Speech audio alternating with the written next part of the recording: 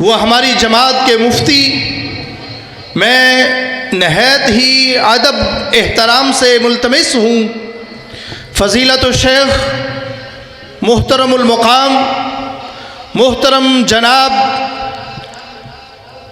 حافظ قرآن حافظ حدیث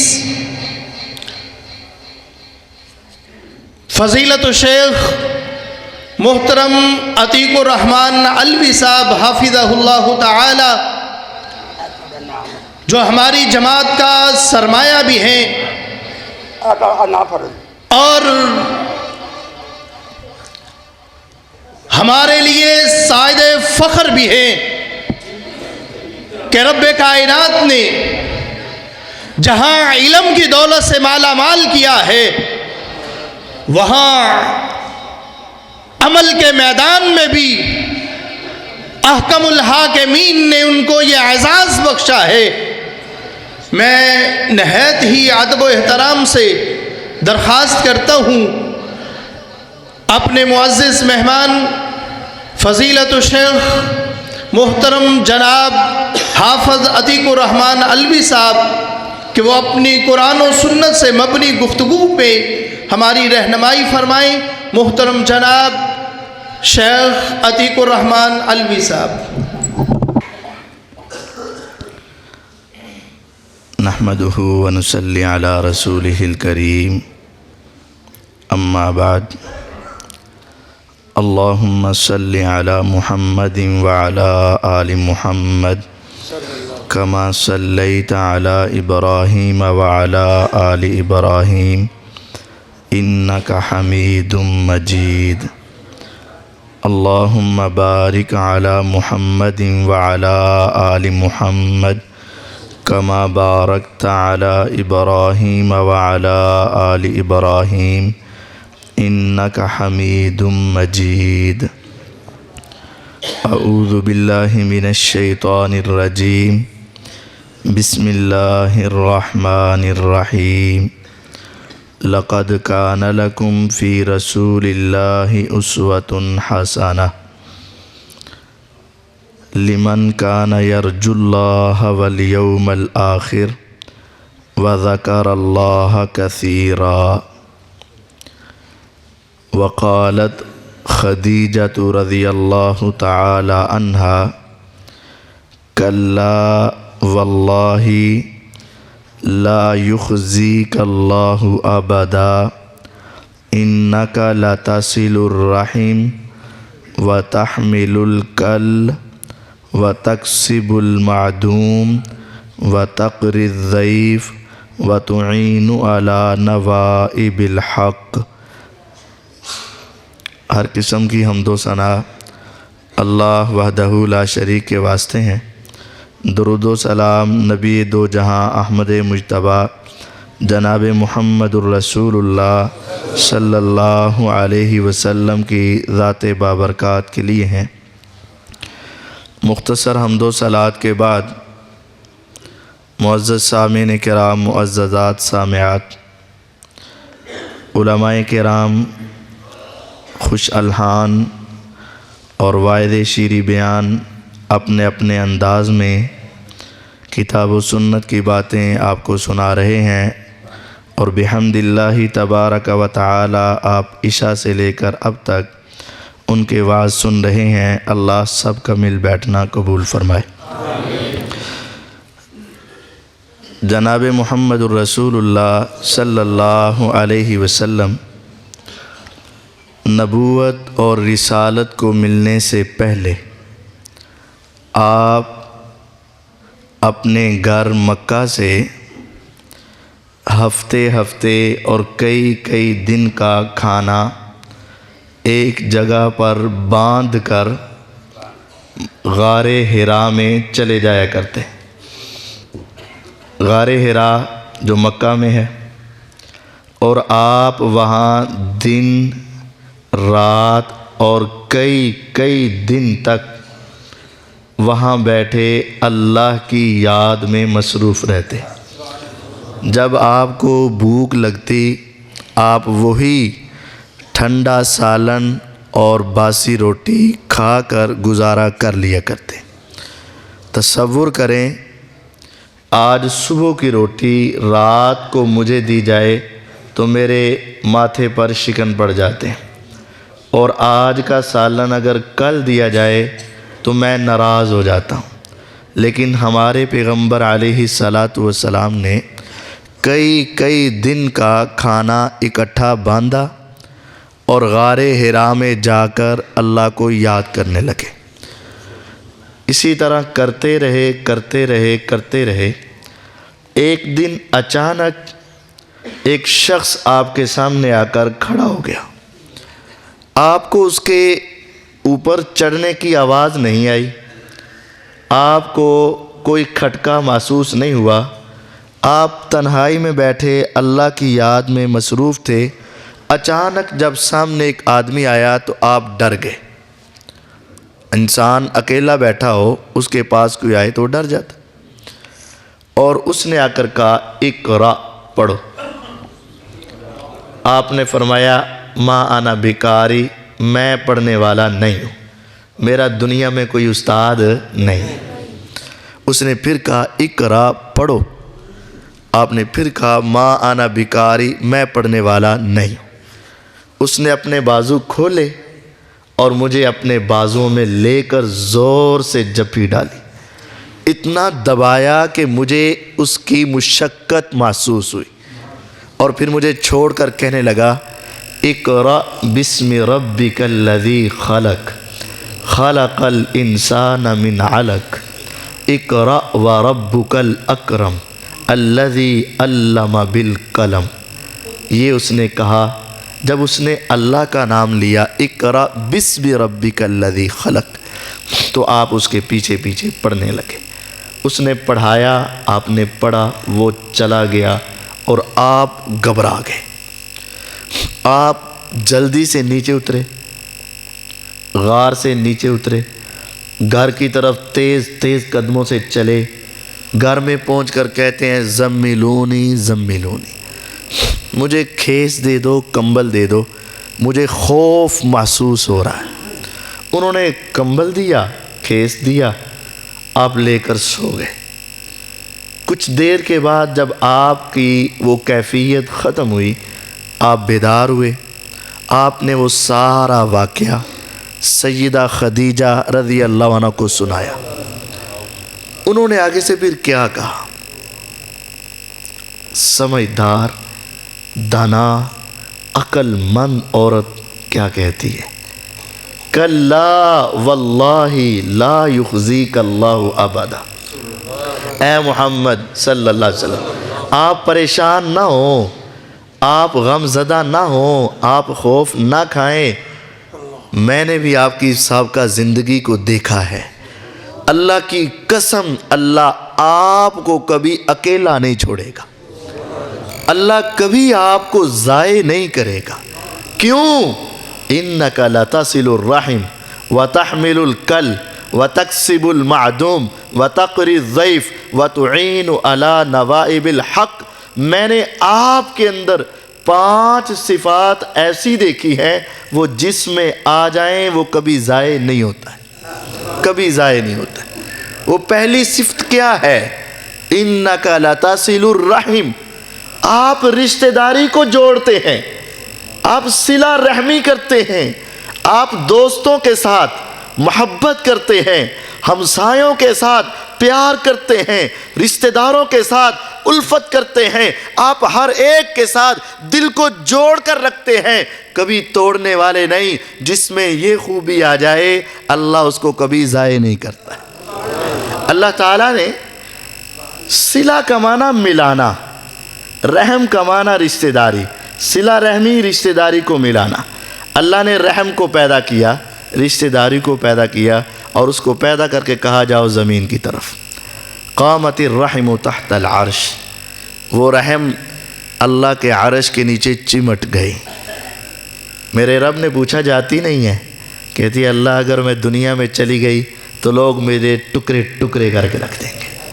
ہر کوئی اپنے پیٹ کو سامنے رکھے گا، ہر کوئی اپنے مفاد کو آگے رکھے گا، ہر کوئی اپنے ناک کو آگے رکھے گا۔ اپنی مہ کو آگے رکھے گا، اپنی آکڑ کو آگے رکھے گا، اپنے رشتہ داروں کو اس طرح ٹکڑے ٹکڑے کر کے رکھ دے گا جیسے ایک ردی کاغذ کو پھاڑ کے پھینکا جاتا ہے۔ میرے رب نے پھر کیا کہا؟ ارے جا تو صحیح، اما ترضین ان اصل من وصلک واقطع من قطعک، ارے تو جا، تو زمین پر اتر، تو وہاں پہنچ، کیا تو اس بات پر راضی نہیں جو تجھے ملائے گا میں رب اس کو اپنے ساتھ ملاؤں گا، اور جو تجھے توڑے گا میں اپنا تعلق اس سے توڑ کے رکھ دوں گا۔ اب سوچیں، دنیا میں باتیں کرنا آسان ہے کہ میں تجھ سے لے کر نہیں کھاتا، میرا تیرے بغیر گزارا ہو جاتا ہے، میں تو تیری طرف دیکھنا بھی نہیں چاہتا، میں تجھے بلانا نہیں چاہتا، میں تیرے پاس آنا نہیں چاہتا۔ ہاں ہاں، کعبے کے رب کی قسم، ساری دنیا کے بغیر تیرا گزارا ہو سکتا ہے، تو کسی سے لے کر نہیں کھاتا، کسی کی تجھے ضرورت نہیں ہے، لیکن سوچ، کیا تجھے اس کی بھی ضرورت نہیں ہے؟ کیا تو اس کے بغیر بھی رہ لے گا؟ کیا تجھے اس کے ساتھ کوئی تعلق نہیں ہے؟ دنیا کے اندر ظاہری طور پر رشتہ دار سے رشتہ داری جوڑ رہے ہو، دوست سے تعلق جوڑ رہے ہو، ہمسائے کا خیال رکھ رہے ہو، محبت اور الفت کر رہے ہو، یہ نہ سمجھو کہ میں صرف اسی سے پیار کر رہا ہوں، حقیقت میں اس کو اپنے قریب کر کے تم خود اپنے رب کے قریب ہو رہے ہو۔ اصل بات یہ، اما ترضین، کیا تو راضی نہیں ہے؟ ان اصل من وصلک، جو تجھے ملائے گا میں اس کو ملاؤں گا، وَأَقْطَعَ مَنْ قَطَعَكَ، کتنی بڑی وعید ہے کہ جو تجھے کاٹے گا میں اس کو کاٹ دوں گا۔ بس یہ نہ سمجھ میرا دوست گیا، میرا چچا گیا، میرا تایا گیا، میری پھپھو گئی، میری ہمشیرہ گئی، میرا بیٹا اور بھائی گیا، میرے دوست گئے، یہ نہیں گئے، ان کے ساتھ تیرے رب کا تعلق بھی ختم ہو چکا ہے۔ بس پیغمبر علیہ السلام کی یہ روایت سب کو معلوم ہے، ہر سوموار اور جمعرات کو، ہر سوموار اور جمعرات کو یہ ہمارے کرامن کاتبین آسمانوں کی طرف جاتے ہیں، میرے رب سب کی نیکیاں لیتے ہیں، اے اللہ ہزاروں نیکیاں لے آؤ، اے اللہ 5 نیکیاں لے آؤ، ہزاروں گناہ لے آؤ، ہزاروں غلطیاں لے آؤ، ساری نیکیوں کے ساتھ ساتھ ایک فرشتہ یہ بھی کہہ دیتا ہے، اے اللہ ان نیکیوں کے ساتھ ایک گناہ یہ ہے کہ یہ اپنے مسلمان بھائی سے ناراض تھا، اور ناراض بھی کیا، اس نے مجھے شادی پہ نہیں بلایا، اس نے مجھے بتایا ہی نہیں ہے، اور اس نے بلائے ہیں تو صرف 1-2 بلائے ہیں، ہم نے تو اتنے بلائے تھے، اس نے تو ہم سے پوچھا ہی نہیں۔ یہ ہماری لڑائی ہے، یقین جانیے یہ ہماری لڑائی ہے۔ صحیح مسلم کی روایت ہے، میرے پیغمبر علیہ السلام کی نبوت کی زبان سے نکلے ہوئے پہاڑوں سے ٹھوس اور دریاؤں سے لمبے اور عظیم اور گہرے کلمات، پیغمبر علیہ السلام نے فرمایا، آسمان کا رب اسے کہتا ہے انظروا حتی یصطلح، انظروا حتی یصطلح، لے جاؤ، کوئی ضرورت نہیں مجھے اس کی نیکیوں کی، اس کی تلاوت کی، اس کے اذکار کی، اس کی نماز کی، اس کے صدقے کی، اس کے خیرات کی، اس کے زکوٰۃ کی، اس کے حج کی، اس کے عمرے کی، اس کی کوئی عبادت مجھے قبول نہیں۔ انظروا حتی یصطلح، انظروا حتی یصطلح، اس کو مہلت دے دو اور دیکھتے رہو، آئندہ 3 دن میں صلح کر لے تو لے آنا، ورنہ لانے کی بھی ضرورت نہیں ہے، بس کوئی ضرورت نہیں مجھے اس کی، کوئی ضرورت نہیں۔ اسی مسجد سے اذان ہوتی ہے، صدا نکلتی ہے، یہ بھی اپنے گھر سے نکلتا ہے، یہ بھی اپنے گھر سے اٹھتا ہے، ارے کدھر جا رہے ہو؟ کہتا ہے آوازہ آ گیا۔ کدھر جا رہے ہو؟ کہتا ہے یار اذان ہو گئی۔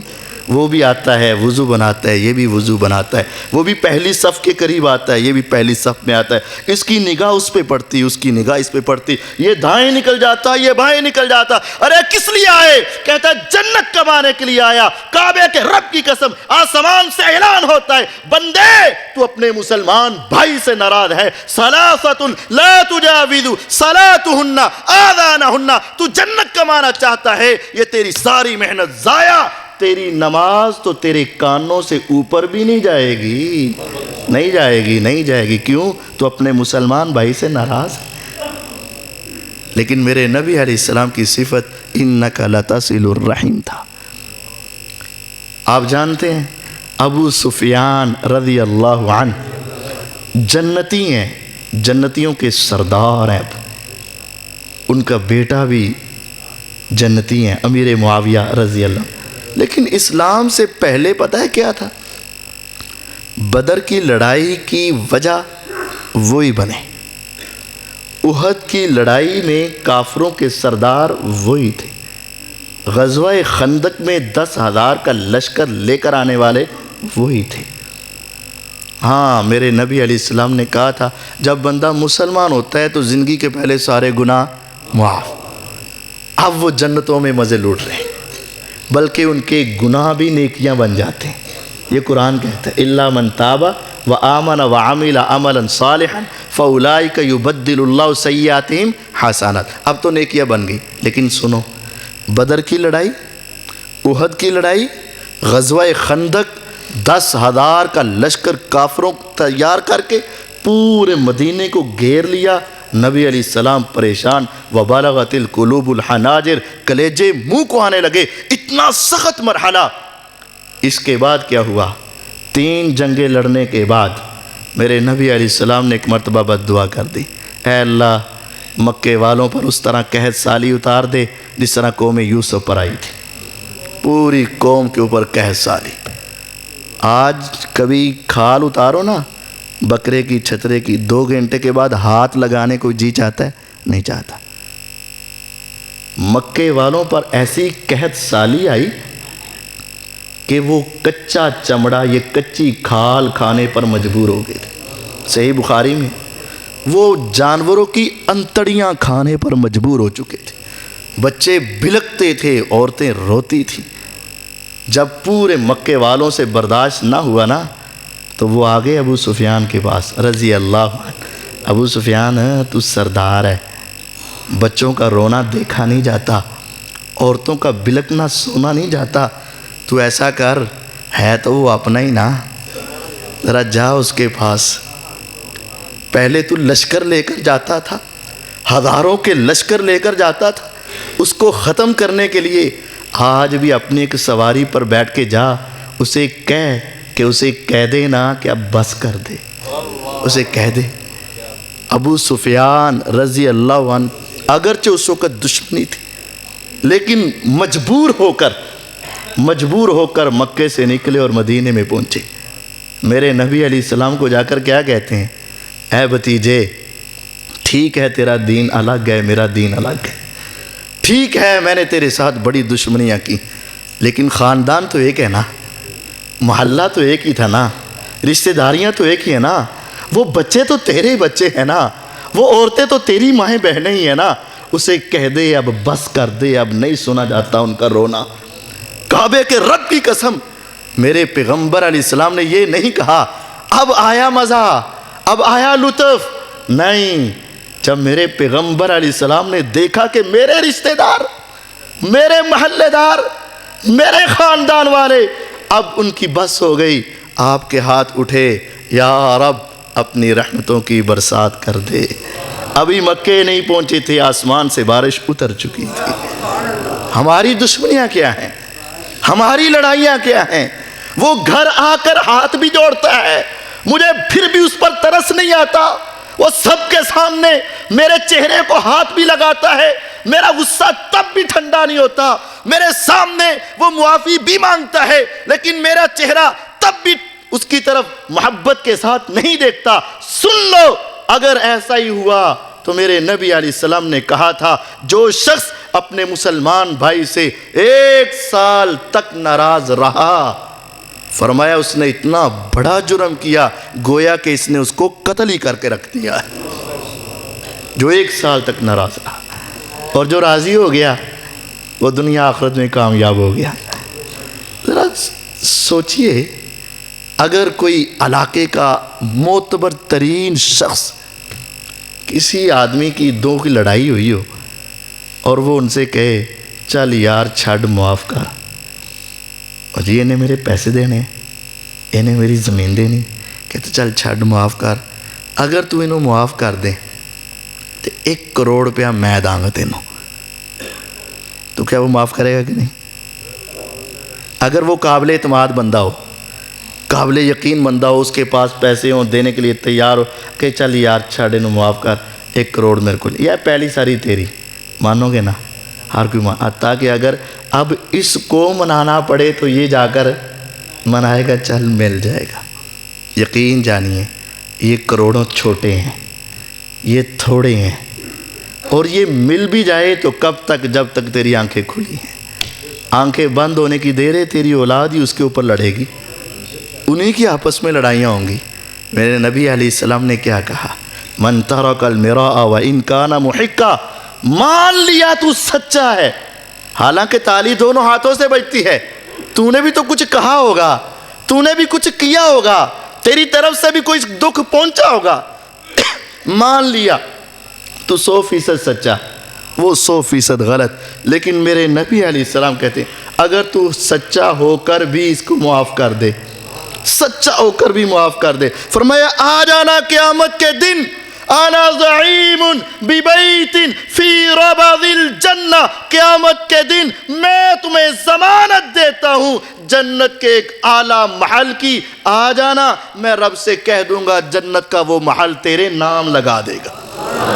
اب جنت کا محل اور ضمانت دنیا کے کسی چودھری کی نہیں، سردار کی نہیں، وزیر اعظم اور صدر کی نہیں، ساری دنیا سے عظیم ہستی جناب محمد صلی اللہ علیہ وسلم کی ضمانت ہے۔ اور کس کی؟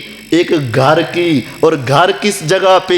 جنت میں، موضع صوت فی الجنہ خیر من الدنیا وما فیہا، پوری دنیا، عرب بھی، عجم بھی، امریکہ بھی، افریقہ بھی، پہاڑ بھی، دریا بھی، سمندر بھی، صحرا بھی، روپیہ، پیسہ، یورو، ڈالر، ہیرے جواہرات، موتی لال، سونا چاندی، ساری دنیا اور دنیا کی ہر چیز لے کر اگر تم جنت کا 1 گز کا ٹکڑا خریدنا چاہو، میرے پیغمبر کہتے ہیں نہیں خرید سکتے، وہ اس سے بھی قیمتی ہے۔ اگر وہاں بڑا محل ہفتے کے لیے نہیں، مہینے کے لیے نہیں، ہمیشہ کے لیے اتنا بڑا محل لینا چاہتے ہو، آسان نسخہ ہے، تم سچے بھی ہو کو جا میں نے تجھے اپنی جنت کے لیے معاف کیا، جا میں نے تجھے جنت کے لیے معاف کیا۔ آج یہ کر کے دیکھو، میرے نبی علیہ السلام کا وعدہ جھوٹا نہیں ہوگا، کبھی غلط نہیں ہوگا۔ اور اگر آج کر لو گے نا، دنیا کہے گی اوہ ڈر گئے ہیں، دنیا کہے گی حضرت صاحب تسی بھی معاف کرتے، ایہو جے بندے تو معاف کرنے دے لائق ہی نہیں ہوندے۔ نہیں نہیں نہیں، پھر کچھ کہتے ہیں یار ڈر گئے تو نہیں۔ میرے نبی علیہ السلام نے فرمایا تھا ثلاث اقسم علیہن، میں ویسے بھی بات کروں، میرے نبی علیہ السلام کی بات ساری دنیا کی باتوں سے سچی بات ہے، لیکن آپ اگر قسم اٹھا کے کہیں تو پھر اور زیادہ سچی ہے۔ آپ نے فرمایا 3 باتیں میں قسم اٹھا کے کہتا ہوں، ان میں سے ایک یہ ہے جو کسی کو معاف کرتا ہے اللہ اس کی عزت میں اضافہ کرتا ہے، معاف کریں۔ انک لتصل الرحم، میرے اللہ کی پہلی صفت صلہ رحمی، میرے نبی علیہ السلام کی پہلی صفت صلہ رحمی، معاف کرنا ہے، رشتہ داری کو جوڑنا ہے، محبت کرنی پہ۔ وتحمل الکل، دوسری صفت لوگوں کا بوجھ اٹھانا ہے، لوگوں کا بوجھ اپنے اوپر اٹھانا ہے۔ ایک تو ظاہری اعتبار سے اٹھانا ہے، ظاہری اعتبار سے کس طرح سے؟ کوئی بزرگ جا رہا ہے، آج یہ بات ختم ہو گئی، بزرگ جا رہا ہے، اس کے ہاتھ میں کوئی تھیلا ہے، بزرگ جا رہا ہے، اس نے کوئی چیز اپنے سر پہ اٹھائی، تم نوجوان ہو، دکان پہ بیٹھے ہو، چوک میں کھڑے ہو، گلی کے اندر کھڑے ہو، بزرگ گزر رہا ہے، تم جا کے محبت میں اپنے ہاتھ میں اٹھا لو، آپ نے کہاں جانا ہے میں آپ کو چھوڑ کے آتا ہوں۔ اللہ کی قسم کبھی ایسا کر کے دیکھو، کبھی ایسا کر کے دیکھنا، جب تم کسی بزرگ کی چیز کو اٹھا کر اس کے دروازے تک چھوڑ کے آؤ گے، دوسرے لفظوں میں سمجھو وہ تمہیں جنت تک چھوڑ کے آئے گا، وہ تمہیں جنت تک، صحیح بات۔ اس کے دل سے جو دعائیں نکلیں گی، جو محبت نکلے گی، وہ کلمات نکلیں گے جو تیری دنیا اور آخرت کو بدل کے رکھ دیں گے۔ میرے نبی علیہ السلام باوجود اس کے کہ آپ اتنے پیارے تھے، اتنے نرم تھے، میرے انس رضی اللہ عنہ فرمایا کرتے تھے میں نے ہاتھ کو دبایا تو ریشم سے زیادہ نرم تھے، اور آپ کے ہاتھوں سے کستوری کی خوشبو آیا کرتی تھی۔ صحیح بخاری میں لیکن آپ کیا عورتوں کے بوجھ نہیں اٹھاتے تھے؟ کیا آپ لوگوں کا وزن اپنے کمر پر نہیں اٹھایا کرتے تھے؟ کیا میرے نبی نبیوں کے نبی ہونے کے باوجود لوگوں کے ساتھ تعاون نہیں کیا کرتے تھے؟ آج ہمیں بھی یہ ضرورت ہے۔ وَتَحْمِلُ الْكَلْ، آپ لوگوں کا بوجھ اپنی کمر پہ اٹھاتے ہیں، لوگوں کے بوجھ اپنے اوپر اٹھاتے ہیں۔ آج ہمیں بھی ضرورت ہے کہ ہم بھی بحیثیت مسلمان اور پیغمبر علیہ السلام کے امتی اور عاشق اور محب، ہمیں بھی اپنی کمر پہ بوجھ اٹھا کے غریبوں کو اور بیواؤں کو اور بزرگوں کو ان کے گھروں تک چھوڑ کر آنا، یہ ہماری ذمہ داری۔ اور دوسرا بوجھ اٹھانے کا طریقہ یہ ہے، کوئی غریب ہے، کوئی یتیم ہے، کوئی مسکین ہے، کوئی مقروض ہے اور تجھے رب نے نوازا ہوا ہے، ذرا اس کا بوجھ اٹھا لے، اس کے بچوں کا بوجھ اٹھا لے، اس کے گھر والوں کا بوجھ اٹھا لے، اس کے قرضے کو اتار کر تو دیکھ، یقین جانیے تیری دنیا آخرت کامیابی کی طرف چلی جائے گی، کامیاب ہو۔ وَتَحْمِلُ الْكَلْ، لوگوں کا بوجھ اٹھا۔ آج تو اس کا بوجھ اٹھا، کل اللہ تیرے سارے بوجھ اتار دے گا۔ مَن نَفَّسَ عَن مُؤْمِنٍ كُرْبَةً مِن كُرَبِ الدُّنْيَا نَفَّسَ اللَّهُ عَنْهُ كُرْبَةً مِن كُرَبِ یوم القیامہ۔ آج جس نے ایک مومن کی تکلیف، اس کی پریشانی، اس کی ٹینشن، اس کی سوچوں کو ہلکا کیا، جس نے کسی مومن کے بوجھ کو ہلکا کیا، آج دنیا کے اندر قیامت کو آئے گا، اس کے گناہوں کے سارے بوجھوں کو میرا رب ہلکا کر کے رکھ دے گا۔ آج بوجھ اٹھاؤ۔ وَتَحْمِلُ الْكَلْ، بوجھ اٹھاؤ۔ وَتَكْسِبُ الْمَعْدُومِ، میرے نبی علیہ السلام کی تیسری صفت، آپ بیواؤں کو کما کر دیتے تھے، بیواؤں کو تانے نہیں دیتے تھے، بیواؤں کی طرف گندی نگاہیں نہیں اٹھاتے تھے، بیواؤں کی طرف لمبی زبانیں نہیں چلاتے تھے۔ وَتَكْسِبُ الْمَعْدُومِ، میرے پیغمبر علیہ السلام رزق حلال کماتے، بکریاں چرایا کرتے، چند ٹکے ملتے اس میں سے بھی کچھ بیواؤں کو دے دیتے کہ اس کا سہارا کوئی نہیں، اور چھوٹے یتیم بچے ہیں، چلو میں تو اپنے گھر کا سہارا ہوں، یہ بھی اپنے گھر میں بچوں کے لیے کچھ خرید لے گی۔ وَتَكْسِبُ الْمَعْدُومِ، بیواؤں کو کما کر دینا۔ میرے نبی علیہ السلام کے پاس ایک صحابی ہے، اگر کہنے لگے دلنی علی عمل یعدل الجہاد، کوئی عمل بتا دو جو جہاد کے برابر، فرمایا لا اجدو، مجھے نہیں پتہ۔ پھر پوچھا، فرمایا پتہ نہیں۔ پھر پوچھا، فرمایا پتہ نہیں۔ پھر آپ نے کیا کہا؟ ہاں ایک عمل ہے، کیا تو یہ طاقت رکھتا ہے کہ جب مجاہد جہاد کے لیے نکلے تو مسجد کی طرف آ جا، سارا دن روزے کے ساتھ رہ اور ساری رات مصلی پہ گزار، جتنے دن وہ جہاد کے میدان میں رہے اتنی دیر تو یہی عبادت میں مصروف رہے، طاقت ہے؟ کہنے لگا نہیں، یہ طاقت نہیں۔ فرمایا پھر جہاد کے برابر عمل کوئی نہیں، جہاد کے برابر عمل کوئی نہیں۔ پھر آپ نے ایک مرتبہ ارشاد فرمایا ہاں ایک عمل مجھے مل گیا ہے جو جہاد کے برابر ہے۔ آپ نے فرمایا جو شخص رزق حلال کماتا ہے اور اس رزق حلال میں سے کچھ پیسے بیوہ کے ہاتھ پہ رکھ دیتا ہے، کچھ یتیم بچوں کے لیے دے دیتا ہے، کچھ بیوہ کے خرچے کے لیے دیتا ہے، فرمایا یہ آدمی کالصائم النہار وقائم اللیل او المجاہد فی سبیل اللہ، اور ایک روایت میں ہے ساری رات کے قیام، سارے دن کے روزہ رکھنے والے اور سارا دن جہاد کرنے والے کو جو ثواب ملتا ہے اللہ تینوں کے برابر کر کے اس آدمی کو بھی دے دیتے ہیں جو اپنا رزق حلال بیواؤں کے ہاتھ پر رکھتا ہے۔ جہاد کے برابر، رات کی تہجد کے برابر، سارے دن کے روزے کے برابر۔ اور یہ کوئی معمولی نہیں ہے، یہ کوئی معمولی نہیں ہے۔ رات کا قیام اللہ کے قریب کرتا ہے، اور ایک روزہ صرف ایک، من صام یوما فی سبیل اللہ بعد اللہ وجہہ عن النار 70 خریفہ، جو ایک روزہ اللہ کے لیے رکھتا ہے اللہ جہنم سے اتنا دور کرتا ہے کہ 70 سال تک گھوڑے کی پشت پر بیٹھ کر تم اس کو دوڑانا شروع کرو، دن رات صبح شام گرمی سردی دوڑتا رہے، 70 سال میں جتنا سفر طے کرے گا اللہ تجھے اتنا جہنم سے دور کر دے گا۔ ایک روزے سے.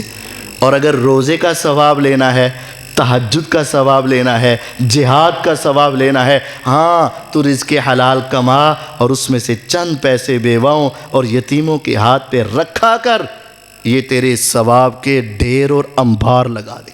اور یاد رکھ، دے کر احسان نہ چڑھا، دے کر احسان نہ چڑھا بلکہ شکریہ ادا کر. ارے اس نے لے کر تیرے لیے جنت کا رستہ ہموار کیا ہے، اگر وہ نہ لیتا تو تجھے ثواب کیسے ملتا؟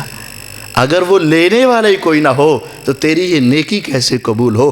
دے کر شکریہ ادا کیا کر کہ تیرا شکر ہے کہ تو نے لے کر میری جنت کو آسان کر دیا. دے کر احسان مت چڑھا بلکہ قبولیت کی دعا کیا کر، یا رب میں نے تو تیرا ہی دیا ہوا دیا تھا، یہ تو نے ہی مجھے دیا تھا جو میں آگے دیا، اب تو اس کو قبول فرما. اور یقین جانو وہ واقعہ مجھے بارہا مرتبہ یاد آتا ہے. ہمارے ایک بزرگ ہیں عبد المالک مجاہد صاحب، بڑے عظیم آدمی،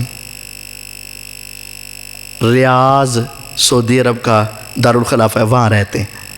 اور لاہور میں اور دوسری جگہ پہ کئی ملکوں میں ان کی کتابوں کے دکانیں. انہوں نے اپنی ایک کتاب لکھی، دعاؤں کی قبولیت کے سچے واقعات، دعاؤں کی قبولیت کے سچے واقعات. وہ ایک واقعہ لکھتے کہتے میں ریاض میں تھا اور ریاض میں ہی یہ واقعہ پیش آیا اور وہاں کی اخبارات میں بھی چھپا اور جگہ جگہ پہ پہنچا. مکے کے اندر سے ایک آدمی کو خواب آیا ہے، سچا واقعہ، اور وہ وہاں موجود تھے ریاض میں.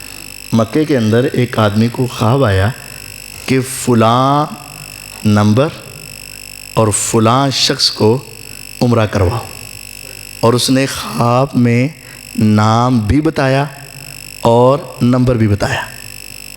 ہمیں تو جیتے جاگتے کوئی نمبر دسے نا تو بھول جاندے ایسے ہی نا، لیکن وہ صبح اٹھا اسے نمبر بھی یاد تھا، نام بھی یاد تھا، لیکن خواب آئی چلائی ہو گئی.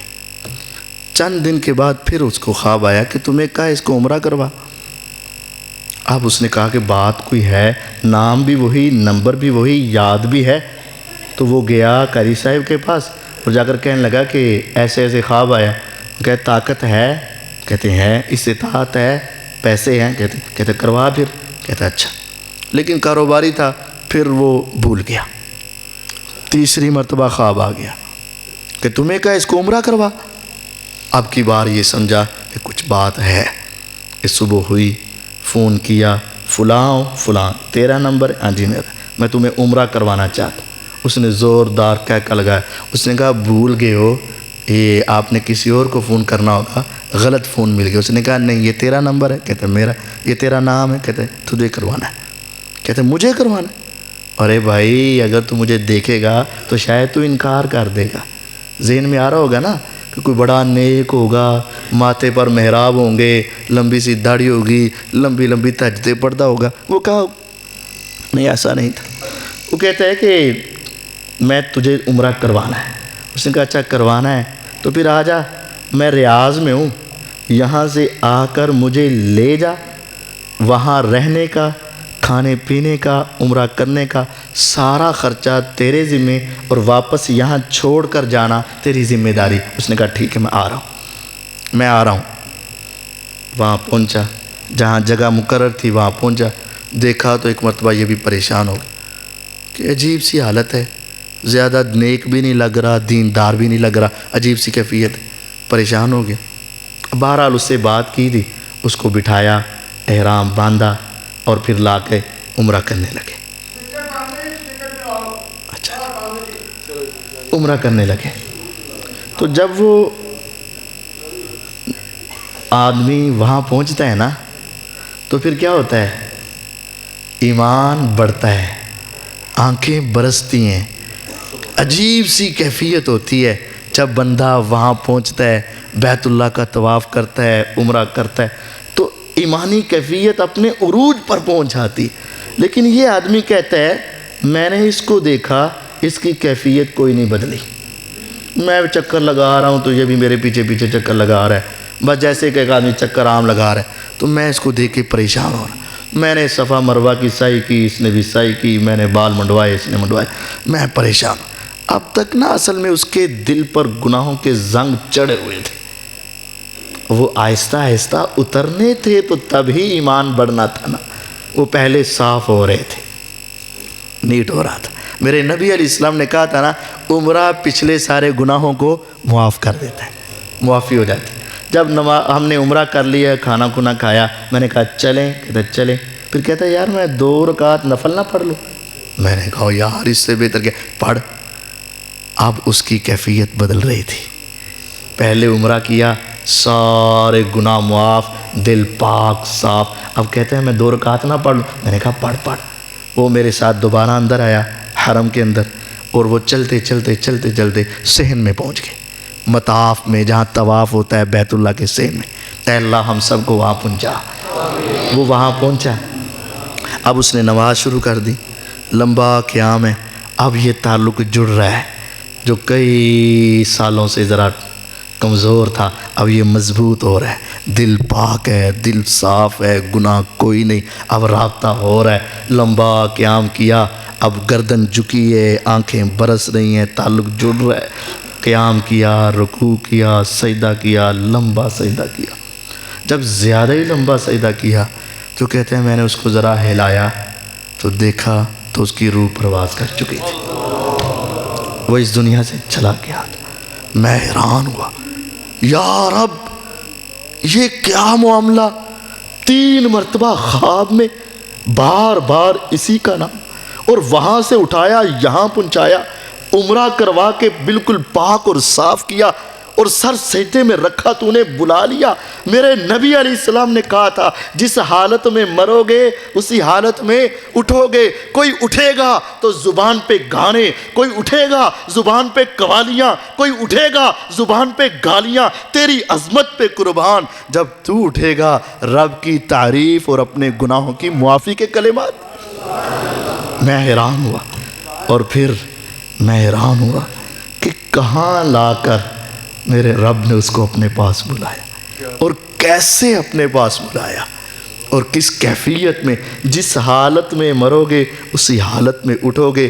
کوئی آدمی مے خانے سے، کوئی جوے کے اڈے سے، کوئی شراب کی محفل سے، کوئی زنا کے اڈے سے، لیکن قربان جاؤں تیرا اختتام بیت اللہ کے صحن میں۔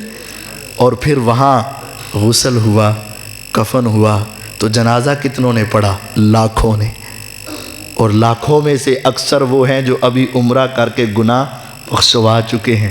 لاکھوں نے جنازہ پڑھا۔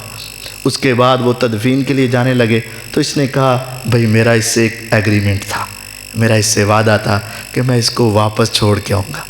یہ نہیں تھا کہ زندہ یا فوت شدہ، یہ تو تھا نا کہ واپس چھوڑ کے آؤں گا، تو مجھے اس کی میت دو، میں واپس اس کو ریاض چھوڑنے جاؤں گا۔ لے گیا، وہاں پہنچے، چند لوگ ملے، انہوں نے جنازہ پڑھا، کوئی زیادہ نیک آدمی نہیں تھا، تو پھر اس کو لے کر دفن کر دیا۔ چند دن کے بعد اب یہ مجھ سے کیفیت برداشت نہیں ہو رہی تھی، آخر معاملہ کیا ہے، آخر ماجرا کیا ہے کہ اس کو بار بار ایسے کیوں بلایا گیا۔ میں نے ان کے گھر میں فون کیا۔ جب میں نے فون کیا میں نے اپنا بتایا کہ میں وہ ہوں جو آیا تھا اور پھر واپس لے کے آیا تھا، لیکن میں نے اس کی گھر والی سے پوچھا مجھے صحیح بتاؤ آخر اس کی نیکی کیا تھی، آخر کرتا کیا تھا۔ اس نے کہا اور تو کچھ نہیں، عقیدہ توحید و رسالت مضبوط تھا، اور تو زیادہ کچھ نہیں، لیکن ایک بات ہے، یہ میری ہمسائی ہے، تقریباً 4 سال سے اس کا خاوند اس دنیا سے چلا گیا، اور چھوٹے چھوٹے یتیم بچے ہیں، ہفتہ نہیں، مہینہ نہیں، 2 مہینے نہیں، سال نہیں۔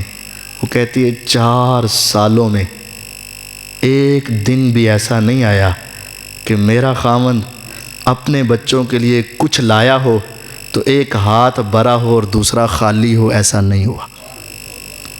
جب بھی کپڑے لایا، جب بھی جوتا لایا، جب بھی پھل لایا، اور جب بھی کچھ بھی لایا، اس کے دونوں ہاتھ بھرے تھے اور برابر کے بھرے تھے۔ اور ایک لا کر یہ 7 والے یتیم بچوں کے لیے اور بیوہ کے دروازے پہ لٹکا کے ہلکی سی دستک دے کے چلا آتا، وہ بھی اندر سے انتظار میں رہتے تھے، اور جب دروازہ کھٹکتا تو وہ لپکتے اور آ کر اتارتی، اور وہ صرف ایک جملہ کہتی، یا رب جس طرح یہ ہماری زندگی دنیا سنوار رہا ہے تو اس کی آخرت کو سنوار دے۔ اور مجھے یقین ہے کہ اس بیوہ کے اس جملے نے اس کی آخرت کو سنوار کے رکھ دیا۔ اور حقیقت ہے، میرے نبی کی سیرت ہے، میرے پیغمبر علیہ السلام کا اسوہ ہے۔ وَتَكْسِبُ الْمَعْدُومِ، آپ بیواؤں کو کما کر دیتے تھے، آپ یتیموں کا خیال رکھتے تھے، چھوٹے چھوٹے بچوں کے نخرے دیکھنے والا، جب ان کا باپ اس دنیا میں نہیں ہوتا، کعبے کے رب کی قسم ذرا اس کے سر پہ پیار رکھ کے دیکھ، اس کو ذرا اپنے سینے سے لگا کر تو دیکھ، ذرا اس کی چھوٹی چھوٹی تمنائیں اور چھوٹی چھوٹی شرارتیں اور چھوٹی چھوٹی اس کی باتیں پوری کر کے تو دیکھ، پھر اس کے اندر سے ایسی آواز نکلے گی، ایسی صدا نکلے گی، ایسی دعا نکلے گی جو تیرے دونوں جہانوں کی کامیابی کے لیے کافی ہو جائے گی۔ اسی لیے سیدہ خدیجہ رضی اللہ عنہ نے کہا تھا، اے محمد صلی اللہ علیہ وسلم، اللہ آپ کو کبھی ضائع نہیں کرے گا، کیونکہ آپ کی خوبیاں یہ ہیں۔ وَتَكْسِبُ الْمَعْدُومِ، آپ بیواؤں کو کما کر دیتے تھے۔ وَتَقْرِي الضَّيْفَ، چوتھی آپ کی خوبی، مہمان نوازی کرتے تھے، آپ مہمان نواز تھے۔ آج مہمان آ جائے نا پریشانی بن جاتی ہے، انہوں کھوانا کی ہوں۔ اور یقین جانو کوئی ایسے بد قسمت بھی ہیں، اچھا کھا رہے ہوں، دروازہ کھٹ کے کہتے پیچھے کر دو، جائے کہتے پھر کھا لیں گے۔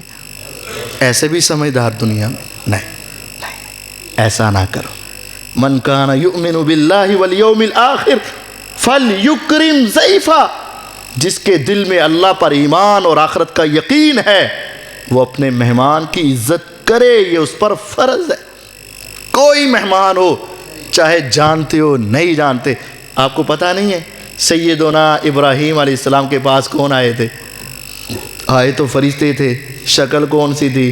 انسانوں کی، کبھی پہلے دیکھا نہیں، کبھی یاری، کبھی دوستی، کبھی محلے داری، کبھی رشتہ داری، کچھ نہیں۔ آپ کے پاس آئے، سلام دعا ہوئی، آپ اندر گئے، یہ نہیں پوچھا روٹی کھاؤ گے کہ نہیں کھاؤ گے، ٹھنڈا پیو گے یا گرم پیو گے، کیک کھانا ہے؟ نہیں۔ اچھا جی روٹی کا ٹائم ہے، میں روٹی لے کے آواں؟ نہیں، ایسی کوئی بات۔ بھئی تمہارے پاس جو ہے لا کے رکھ دے، کھائے گا نہیں تو تیرا واپس مل جائے گا، بس۔ سیدنا ابراہیم علیہ السلام فوراً گھر گئے، لا کر فوراً جو گھر میں پکا ہوا تھا لا کر سامنے رکھ دیا۔ پھر کہنے لگے کھاتے کیوں نہیں؟ انہوں نے کہا جی ہم تو کھاتے ہی نہیں۔ یہ ہے وَتَقْرِي الضَّيْفَ، مہمان کی مہمان نوازی۔ اٹھاؤ جامع ترمذی کو، میرے نبی علیہ السلام کے پاس بھی آنے والا آیا تھا، کافر تھا، کافر، آپ کو مانتا نہیں، آپ کے گھر میں آ گیا، میں آپ کا مہمان ہوں جی، مسافر ہوں، کھلاؤ۔ آپ نے فرمایا میرے کو کلمہ پڑھتا ہے؟ کہتا نہیں۔ مجھے اللہ کا نبی مانتا ہے؟ کہتا نہیں۔ آپ نے فرمایا ٹھیک ہے بیٹھ، تو میرا مہمان ہے۔ آپ تصور کریں، ایک وہ جو آپ کو مانے ہی نہ، اور ایک وہ جو نبیوں کا سردار ہو۔ میرے نبی علیہ السلام نے یہ نہیں کہا پکڑ لو اس کو، نکال دو مدینے سے، نظر نہ آئے میری آنکھوں سے، اوجل کر دو، اس کو جرت کیسے ہوئی، ہمت کیسے ہوئی میرے دروازے تک آنے کی؟ نہیں۔ جہانوں کے نبی نے کہا صلی اللہ علیہ وسلم بیٹھ جا۔ جامع ترمذی کی روایت ہے، آپ نے اپنے ریشم سے زیادہ نرم ہاتھوں سے ایک بکری کا دودھ دھویا، کیا منظر ہوگا! پینے والا کافر اور پلانے والا نبیوں کا سردار ہوگا، جناب محمد الرسول اللہ۔ دودھ دھویا، برتن میں ڈالا، اسے دیا، اس نے پیا۔ آپ نے پوچھا اور؟ کہتا ہاں۔ آپ نے پوچھا اور؟ کہتا ہاں۔ آپ نے دوسری کا جامع ترمذی میں دوسری کا پلایا اور؟ کہتا ہاں۔ تیسری، چوتھی، پانچویں، چھٹی، سات بکریوں کا دودھ کس نے پلایا؟ میرے نبی علیہ السلام نے پلایا۔ کس کو پلایا؟ ایک کافر کو پلایا۔ رات سویا، اب بستر پر لیٹ کے سوچتا تو ہوگا یار تم کیش ہے کہ تو اس کو مانتا بھی نہیں ہے، اور وہ کیا عظمت والی چیز ہے وہ تجھے پلاتا ہی جا رہا ہے۔ اس کے ماتھے پر کبھی سلوٹیں نہیں آئیں، اس کے چہرے پر کبھی غصہ نہیں آیا، اس کی زبان پہ کبھی اف نہیں آیا، اور وہ خود کام کر کے تیری محنت کے ساتھ تجھے پلا رہا ہے۔ آخر اس میں کچھ تو ہے نا، آخر یہ معمولی آدمی ہوتا، عام ہوتا تو جب تو اس کا دشمن تھا تو تجھے نکال دیتا۔ اگر اس نے اتنی محبت کی، آخر کچھ تو ہے نا۔ صبح ہوئی، کہتا ہے اشہد اللہ الہ الا اللہ و اشہد انک رسول اللہ صلی اللہ علیہ وسلم، کلمہ پڑھ لیا آپ نے، پھر ناشتے میں ایک بکری کا دودھ دویا تو دیا، فرمایا اور کہنا نہیں، فرمایا ایک ہی گل ہوئی راتی 7 ہون ایک، کہنے لگا میں بسم اللہ پڑھ لی سی، جامع ترمذی کی۔ بہرحال مہمان نواز کون تھے؟ ہمارے نبی علیہ السلام۔ ہمیں بھی ایسا بننا ہے، وَتَقْرِ ضعیف، جو ہے وہ دے دو، بس کوئی تکلف کی ضرورت نہیں، لیکن یہ بھی نہیں کہ آپ اس کو کھلاؤ ہی نہ، پلاؤ ہی نہ، پوچھو ہی نہ، نہیں نہیں نہیں۔ آج میرے سمیت، علماء سمیت، یہ سب کی ذمہ داری ہے۔ عوام تو مولویوں کی خدمت کرتی ہے، لیکن علماء کو بھی چاہیے عوام کی خدمت کریں۔ جب میرے نبی علیہ السلام کافر کی خدمت کر سکتے ہیں تو عوام کی کیوں نہیں کر سکتے؟ سب کی کرنی۔ 5ویں آپ کی صفت وَتُعِينُ عَلَى نَوَائِبِ الْحَقِّ، اے پیغمبر علیہ السلام جب حق کی بات آتی ہے پھر قوم نہیں، قبیلہ نہیں، برادری نہیں، محلے داری نہیں، رشتہ داری نہیں، حتیٰ کہ دوستی یاری بھی نہیں، کچھ نہیں۔ وَتُعِينُ عَلَى نَوَائِبِ الْحَقِّ، حق بات پر ڈٹ جانا اور اس کا ساتھ دینا اے پیغمبر آپ کی نشانی ہے صلی اللہ علیہ وسلم۔ اور آپ دیکھتے ہیں، اٹھائیں 4 سپارہ، لَقَدْ سَمِعَ اللَّهُ قَوْلَ الَّذِينَ قَالُوا إِنَّ اللَّهَ فَقِيرٌ وَنَحْنُ أَغْنِيَاءُ۔ شان نزول کیا ہے؟ آپ کا یار غار، آپ کا سب سے پیارا، پوچھا تھا نا عمر بن عاص نا رضی اللہ تعالیٰ عنہ، کہتے ہیں نبی علیہ السلام نا جب بھی مسجد میں آتے، جمعہ یا درس یا کوئی واعظ فرماتے نا تو میری طرف دیکھ کے بڑی باتیں کیا کرتے تھے۔ عمر بن عاص رضی اللہ فرماتے ہیں جب بھی آپ نے بات کرنی نا تو میرے وال بڑا دھیان رکھنا۔ تو میں دل میں سوچتا تھا کہ لگتا ہے آپ کو سب سے زیادہ پیار میرے ساتھ ہے، اسی وجہ سے میری طرف دیکھتے رہتے ہیں۔ میں نے ایک دن پوچھ ہی لیا، اے آقا پورے صحابہ میں سب سے زیادہ آپ کو پیارا کون لگتا ہے؟ آپ نے فرمایا عائشہ رضی اللہ عنہ، تیری عظمت پہ قربان۔ نہیں، میرا مطلب سی بندیاں وچوں ہمارے جیسا ہوتا تو جھوٹ بول دیتا، اور جناب تواڈے تو بد کے کون ہے، جھوٹ بول دیتا نا، لیکن قربان جو میرے نبی علیہ السلام نے جھوٹ نہیں بولا۔ آپ نے فرمایا مجھے پورے صحابہ میں سب سے پیارا کون ہے؟